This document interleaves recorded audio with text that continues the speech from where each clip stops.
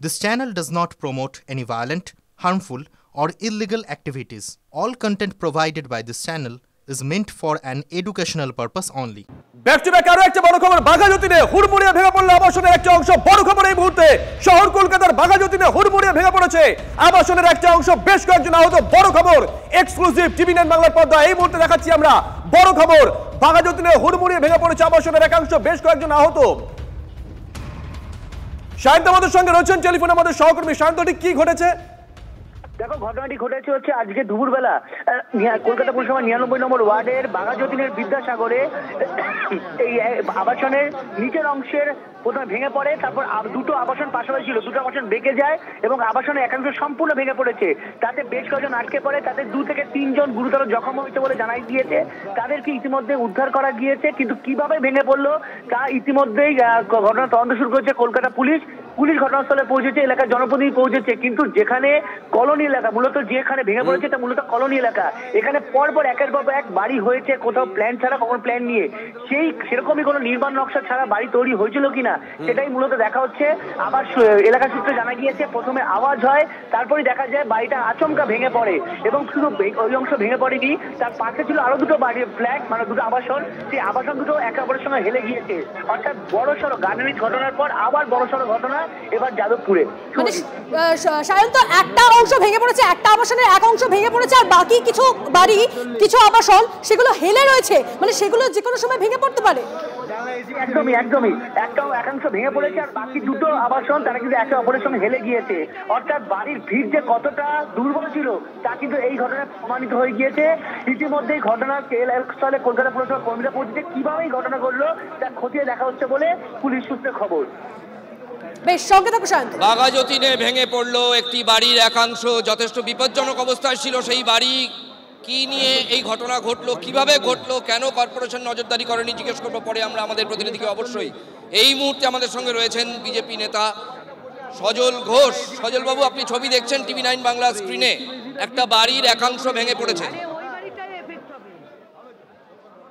হ্যাঁ, শুনছি আপনাদের থেকে, আমি এখনো দেখিনি। আসলে কাটমানির বাড়ি, এটা তো ভিটের বাড়ি নয়, কাটমানি যে বাড়ির ভিত্তি, হ্যাঁ সে বাড়ি এরম ভাবেই ভেঙে পড়ছে। সরকার নীরব, কাউন্সিলররা টাকা পেয়ে গেলেই হলো। আমি জানি না ওই ওয়ার্ডের, এক্ষুনি বলতেও পারছি না, খেয়ালও পড়ছে না ওই ওয়ার্ডের কাউন্সিলরটি কে। জানতে পারলে একটু বাদে দেখে বলছি। 99 নম্বর ওয়ার্ড। অবশ্যই প্রাথমিক প্রতিক্রিয়ায় সজল ঘোষ জানালেন, তিনি বলছেন এটা কাটমানির ওপর তৈরি বাড়ি, অর্থাৎ বাড়ির ভিত্তিটা হচ্ছে কাটমানি। এই বাড়ি দেখে খুব বেশি নতুন বা খুব পুরনো কোনোটাই মনে হচ্ছে না, অত্যন্ত বিপজ্জনক বাড়ি। দেখুন নতুন ছবি, আমরা ছবিটা আরেকবার দেখাই। এই মুহূর্তে যে ছবি আমরা দেখাচ্ছি, কলকাতা পুরসভার 99 নম্বর ওয়ার্ডের অন্তর্গত বাঘাযতীন এলাকায়, সেখানে হুড়মুড়িয়ে ভেঙে পড়েছে আবাসনের একটা অংশ, বেশ কয়েকজন আহত হয়েছে, আবাসনের একটা অংশ হেলে আছে বিপজ্জনক ভাবে। এই মুহূর্তে আমরা যে ছবি দেখাচ্ছি, বাঘাযতীনে হুড়মুড়িয়ে ভেঙে পড়েছে আবাসনের একটা অংশ, বেশ কয়েকজন আহত।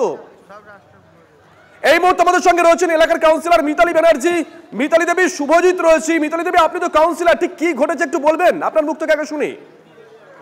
আমার মুখ থেকে শুনবেন কি আসলে ঘটনাটা হচ্ছে, বাড়িটা হলো 8-10 বছরের আগের বাড়ি। আমি যা বাড়ির ওনারদের থেকে যা শুনলাম, তাতে আমি বলতে চাইছি যে বাড়িটা করেছিল পরে অনেকদিন যারা কিনে এসছে তারা দেখছে যে জল একটু ধার দিয়ে নেমে যাচ্ছে, তখন ওনারা ওই যে কাজ করেছে তাকে ডেকেছিল, তখন বলেছিল আপনারা বেরিয়ে যান, আমি করে নিচ্ছি, আমরা ঠিকঠাক করে দিচ্ছি। তো একদিন আমার কাছে খবর আসে যে বিল্ডিংটাকে ক্র্যাক করে গেছে, তার নিচে ওরা লোহার জ্যাক দিয়ে ঠিকঠাক করছে। তো আমি এসে বাধা দিয়ে বলি যে এটা করবেন না। তো সেদিনের মতন ওরা বন্ধ করে 3-4 দিন কাজ কেউ করেনি, বন্ধ করে চলে গেছে। ইচ্ছাবশরে আমার একটু পোস্ট চলছিল, কনফারেন্স হচ্ছিল, আমি ব্যস্ত, ওদের কাল পরশু থেকে কাজ করেছে, আর ওদের ফ্ল্যাট সবাইকে 1 মাস আগে অন্য জায়গায় শিফট করে দিয়েছিল। কিন্তু আজকে কি করেছে, ওই বিল্ডিংটাই ওইটা সাপোর্ট রাখতে না পেরে পাশের বাড়িতে হেলে পড়েছে।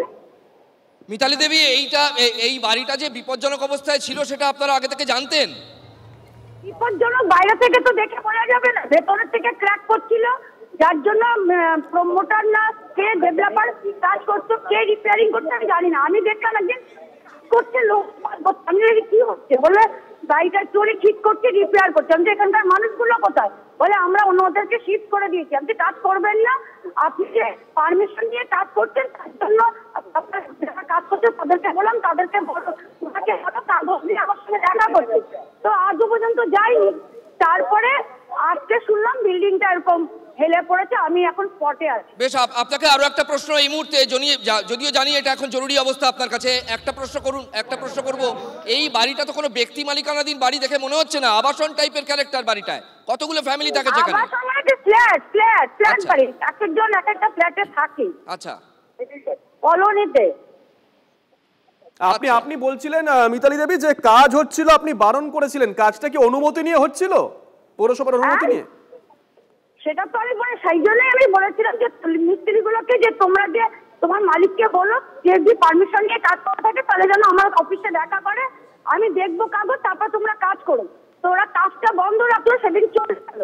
তারপরে 7-8 দিন কাজ করেনি।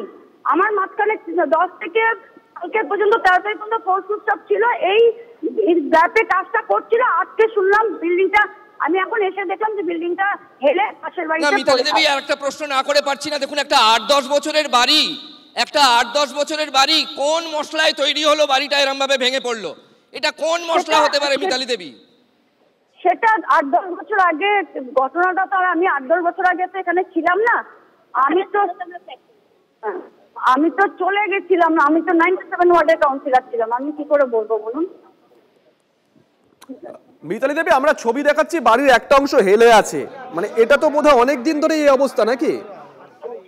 বাইরে থেকে বোঝা যাচ্ছে না। ওনারা বলছে যে ক্র্যাক হচ্ছে বাথরুমের জল, তখন ওনারা দেখে বলেছে, পরে যে ডেভেলপার ছিল তাকে দেখেছে, তখন সে বললো আপনারা বাড়িটার জন্য 1 মাসের জন্য আপনার বাইরে চলে যান, আমি ঠিকঠাক করে দিচ্ছি।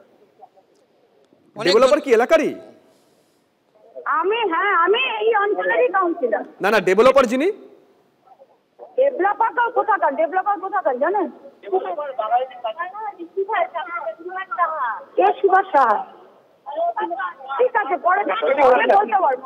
অনেক ধন্যবাদ মিতালি দেবী। শুভ, দেখো একটা কথা এখানে না উল্লেখ করে পারা যাচ্ছে না, এটা হচ্ছে যাই হোক না কেন এই বাড়িতে আমরা কেউ বিশেষজ্ঞ নই, আমরা কেউ মতামত প্রকাশ করতে পারি না, কিন্তু সন্দেহ প্রকাশ করা যায় 8 থেকে 10 বছরের একটা বাড়ি এই যদি অবস্থা হয় তাহলে দারুণ মশলায় সেই বাড়ি তৈরি হয়েছে এবং ফাঁকিবাজি কোট অ্যান্ড কোট সেখানে ছিল, সেই দিকেই অন্তত প্রাথমিক সন্দেহ।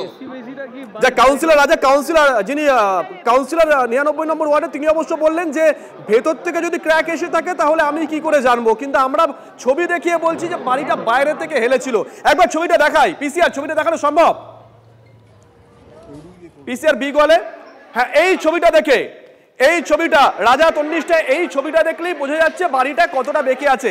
এখানে 3 জন দাঁড়িয়ে আছেন, আর বাড়ির স্ট্রাকচারটা দেখো তন্নিষ্ঠা, বাড়িটা কতটা বেঁকে আছে। অর্থাৎ গার্ডেন নিচে আমরা যে ছবি দেখেছিলাম তারই পুনরাবৃত্তি কিছুটা বলা যেতে পারে।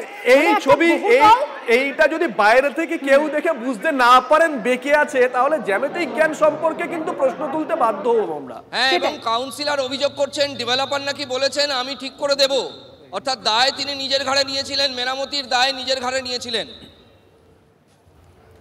চয়ন ভট্টাচার্য সিপিআইএম নেতা এবং কলকাতা পুরসভার প্রাক্তন কাউন্সিলর এই মুহূর্তে আমাদের সঙ্গে রয়েছেন। চয়নদা, শুভজিৎ রয়েছে, রাজা এবং তন্নিষ্ঠাও রয়েছে আমার সঙ্গে। আমরা এই মুহূর্তে যে ছবি দেখাচ্ছি কলকাতা পুরসভার 99 নম্বর ওয়ার্ডের একটি বাড়ি, সেই বাড়িটার একটা অংশ হেলে পড়েছে, একটা অংশ ভেঙে পড়েছে।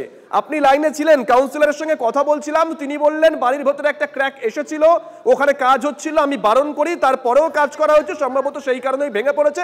তিনি এখন ওখানে গিয়ে রয়েছেন। তিনি বললেন 8 থেকে 10 বছরের পুরনো একটা বাড়ি। চয়নদা, কিভাবে দেখছেন বিষয়টা? আপনি দীর্ঘদিন কলকাতা পুরসভার কাউন্সিলর ছিলেন।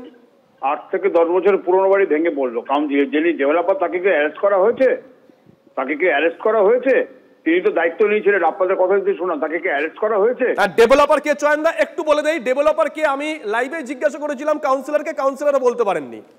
যদি ডেভেলপার বলতে না পেরে থাকেন তাহলে তো সেটা দুঃখজনক। যে ডেভেলপার নিজের দায়িত্ব নিয়ে নিজের ভেঙে পড়া বাড়ি, হেলে পড়া বাড়ি মেরামত করেন, আর সে তো আমরা ভানু বন্দ্যোপাধ্যায়ের কমিকে শুনেছিলাম, এটা যে মর্মান্তিক বাস্তব সেটা তো আমরা জানতাম না। অত্যন্ত নিন্দনীয় ঘটনা, দুর্ভাগ্যজনক ঘটনা, এবং নিন্দা করার ভাষা আমি খুঁজে পাচ্ছি না। অবিলম্বে পুরসভার যে সংশ্লিষ্ট মানে বিল্ডিং ডিপার্টমেন্ট, মানে ওইখানকার ওই বড় টেনের বিল্ডিং ডিপার্টমেন্টের যিনি ইঞ্জিনিয়ার, তাকে অবিলম্বে এই বিষয়ে হস্তক্ষেপ করতে এবং তদন্ত করতে অনুরোধ করছি। অবিলম্বে এটার যারা দোষী তাদের শাস্তি। আমি প্রথমেই জিজ্ঞেস করছি ডেভেলপারকে কেন গ্রেফতার করা হয়নি এখনো পর্যন্ত? কেন গ্রেফতার করা হয়নি? পুলিশ ওখানে যদি থেকেও থাকে, ডেভেলপারকে গ্রেফতার করা হবে না কেন? আর কাউন্সিলর যদি নিজে দাঁড়িয়ে থেকে বিষয়টার তত্ত্বাবধান করেন, আমার মনে হয় যারা সত্যি এফেক্টেড, মানুষকে বিশ্বাস করে ঠকেছেন, তারা সুবিচার পাবেন। কিন্তু কাউন্সিলর দাঁড়াবেন কিনা অবশ্য বুঝতে পারলাম না কথাবার্তা শুনে। এটা অত্যন্ত নিন্দনীয় ঘটনা, সংশ্লিষ্ট পুরসভার দায়িত্বজ্ঞানহীনতাই প্রমাণিত হয়। ধন্যবাদ চয়নদা। এই মুহূর্তে আমরা যে ছবি দেখাচ্ছি তন্নিষ্ঠা, একদম তাই শুভজিৎ, যে ছবি আমরা বারবার করে দেখাচ্ছি, আবাসনের একাংশ ভেঙে পড়েছে এবং হেলে পড়েছে পাশের আরো দুটি আবাসন। দেখো শুভজিৎ, তন্নিষ্ঠা, একটা কথা, এইটা কিন্তু এখন কিন্তু ফ্ল্যাটের জামানা, মানে নিজস্ব বাড়ি কম এবং বেশিরভাগ মানুষ আবাসনে এবং ফ্ল্যাটে থাকেন। খবরটার গুরুত্ব এই কারণেই বেশি, তার কারণ ডেভেলপ করে অন্য লোক, আর পরিবারের লোক গিয়ে তাকে পয়সা দিয়ে সেই বাড়িতে থাকে। আমরা প্রত্যেকেই তাই। ফলে কোনো ফ্ল্যাট বাড়ি আবাসন যদি ভেঙে পড়ে কলকাতার বুকে, তাহলে সেটা বিরাট উদ্বেগের, কারণ আমরা কেউ জানি না কোন ডেভেলপার কি মশলা দিয়ে বানিয়েছেন। এই মুহূর্তে স্ট্রাকচারাল ইঞ্জিনিয়ার পার্থপ্রতিম বিশ্বাস, তার সঙ্গে আমরা যোগাযোগ করে নিয়েছি। পার্থপ্রতিম বাবু, আমরা যে ছবি এই মুহূর্তে দেখাচ্ছি এবং যে খবর সামনে এসেছে যে একটা আবাসন, মানে 8 থেকে 10 বছরের পুরনো একটা আবাসন, যেটার ভেতরে নাকি ক্র্যাক দেখা দিচ্ছিল এবং সেই ফ্ল্যাটের কাজ চলছিল প্রায় মাসখানেক ধরে। সেই ফ্ল্যাটটা আজকে তার একাংশ, আবাসনের একাংশ ভেঙে পড়েছে এবং তার পাশে এমনভাবে হেলে রয়েছে যে আরো দুটো ফ্ল্যাটের আবাসনের পাশে হেলে রয়েছে ওই ফ্ল্যাট, এবং এই ঘটনায় কয়েকজন আহত হয়েছে। এর সম্ভাব্য কারণ কি থাকতে পারে? দেখুন, প্রথমত এই ধরনের বাড়িতে যদি অতীতে, মানে সাম্প্রতিক অতীতে ক্র্যাক ডেভেলপ করে থাকে, তার মানে বোঝা যাচ্ছিল যে বাড়ির একটা দিকে ভারবাহী স্তম্ভ, যেটাকে আমরা বলি কলাম, সেগুলো অন্য দিকের তুলনায় বসে যাচ্ছিল। এটাকে সিভিল ইঞ্জিনিয়ারিং এর পরিভাষায় আমরা বলি ডিফারেন্সিয়াল সেটেলমেন্ট, অর্থাৎ আলাদা আলাদা ভাবে বাড়িটা বসছে, একদিকে বেশি বসছে, একদিকে কম বসছে। এই সিচুয়েশনে দাঁড়িয়ে সাধারণত ক্র্যাক মেঝেতে দেখা যায়, দেওয়ালে দেখা যায়, বিমেও দেখা যেতে পারে, এই ধরনের ক্র্যাকস গুলো আসে। কিন্তু এখন বোঝা যাচ্ছে যে এই হেলে যাওয়ার পরিমাণটা অত্যন্ত বেশি হয়েছে, এবং যেটা দুশ্চিন্তার কারণ। আর একটা সম্ভাব্য কারণ বলে আমার মনে হচ্ছে যে বাড়িটা যে সয়েলের উপরে তৈরি হয়েছিল, বাড়িটার যা উচ্চতা, আমি ধরে নিচ্ছি মাঝারি মানের উচ্চতার বাড়ি, তাহলে সেখানে ফিল্ড আপ সয়েল ছিল কিনা, অর্থাৎ সেটা সেই জমিটা তার আগে পুকুর ছিল কিনা বা নিচু জমি ছিল কিনা, পরবর্তীকালে ভরাট হয়েছে। এই ধরনের ভরাট করা জমিতে হচ্ছে যে বাড়ি একদিকে হেলে যাওয়ার চান্স খুব বেশি, এটা একটা সম্ভাবনা। 2 নম্বর সম্ভাবনা যে দুটো পাশাপাশি বাড়ি, তাদের মাঝখানের যদি ব্যবধান খুব কম থাকে, তাহলে হচ্ছে অনেক সময় ফাউন্ডেশন ফেলিওরের কারণে কোনো একটা বাড়ি হেলে যেতে পারে। এক্স্যাক্টলি পার্থপ্রতিম বাবু, আপনার কাছে একটা প্রশ্ন আমি রাজা বলছি। আমরা এই বেটিয়াবুরুজ বন্দর এলাকায় যখন ঘটলো দুর্ঘটনা, তখন আমরা এইটাই দেখিয়েছিলাম, দুটো বাড়ির মধ্যে ফাঁক হচ্ছে এক হাতের, মানে একজনের টয়লেট থেকে আরেকজনের কিচেনে হাত বাড়ালে খাবার তুলে নেওয়া যাবে, এই রকম অবস্থা।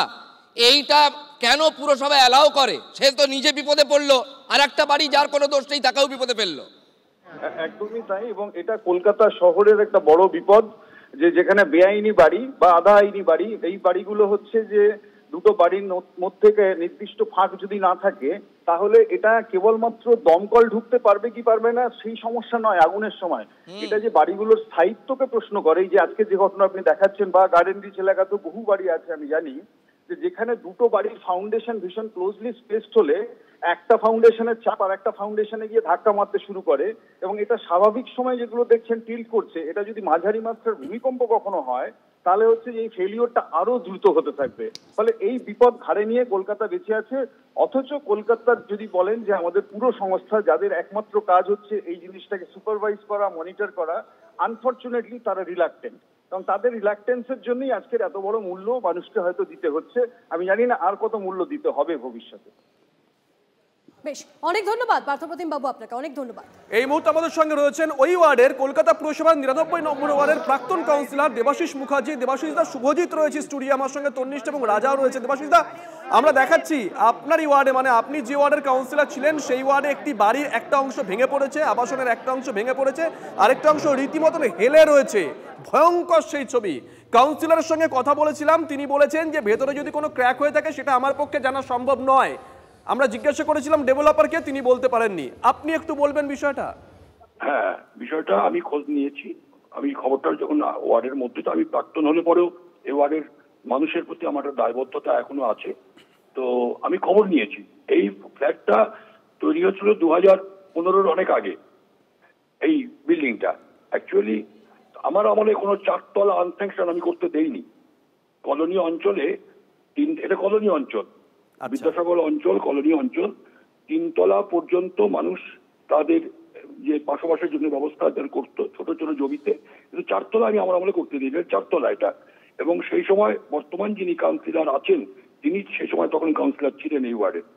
তো স্বাভাবিকভাবেই আনপ্ল্যান্ড, আনস্যাংশন এই সমস্ত বাড়িগুলো, তারপরে জমি ওখানকার তো বহু জমি হচ্ছে পুকুর ভরাট করা জমি। একটা সময় উদ্বাস্তুরা এসে ছোট ছোট খানাখন্দ জমি ভোগ করেছিল।